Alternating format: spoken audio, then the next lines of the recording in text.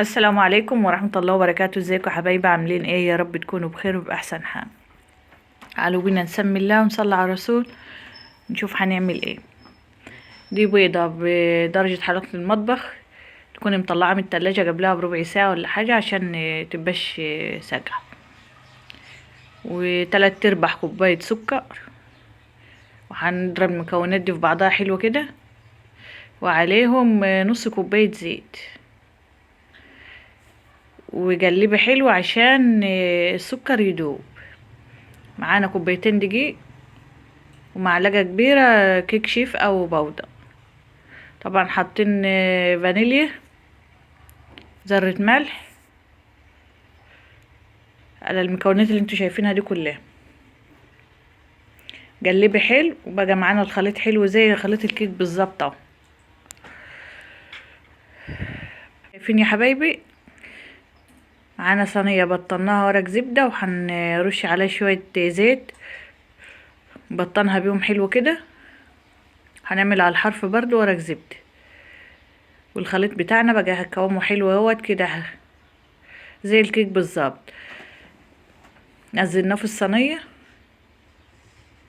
او في صينية مدورة عادي زي ما انت حابة تعمليه.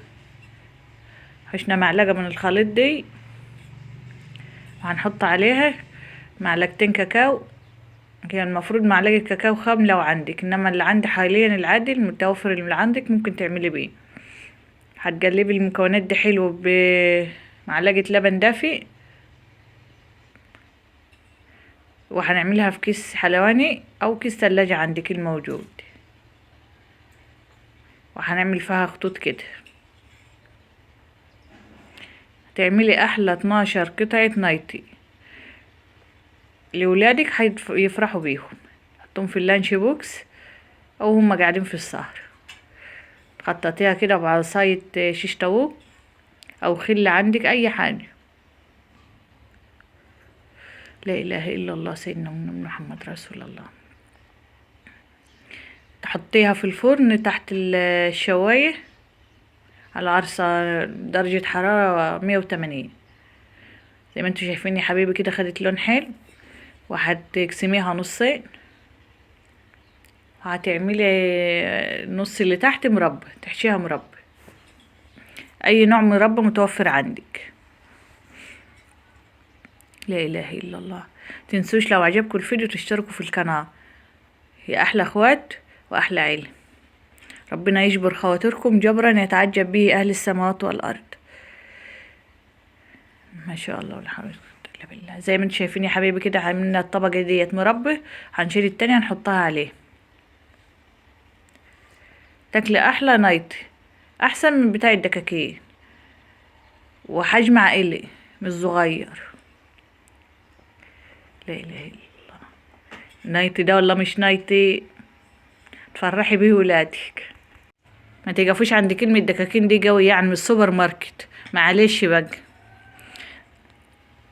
زي ما انتوا شايفين يا حبيبي كده هتقطعها حلو. اي سكينة عندك، سكينة المطبخ، شرشرة عادية، اي حاجة. تاخدي الحروف كده، الحروف دي مش هترميها برضو، عيالنا هياكلوها. متنسوش لو عجبكم الفيديو اشتراك بالقناة وتعملوا لايك. زي ما انتوا شايفين يا حبيبي هش وخفيف في سفنج الزيت، وبيدوب في البوق دوب. السلام عليكم ورحمة الله وبركاته. هذا الدعاء إن شاء الله إذا قلته فإن الله سيأتي بالرزق إليك حتى ولو لم يكن عندك شيء. اللهم إني أسألك من فضلك ورحمتك فإنه لا يملكها إلا أنت.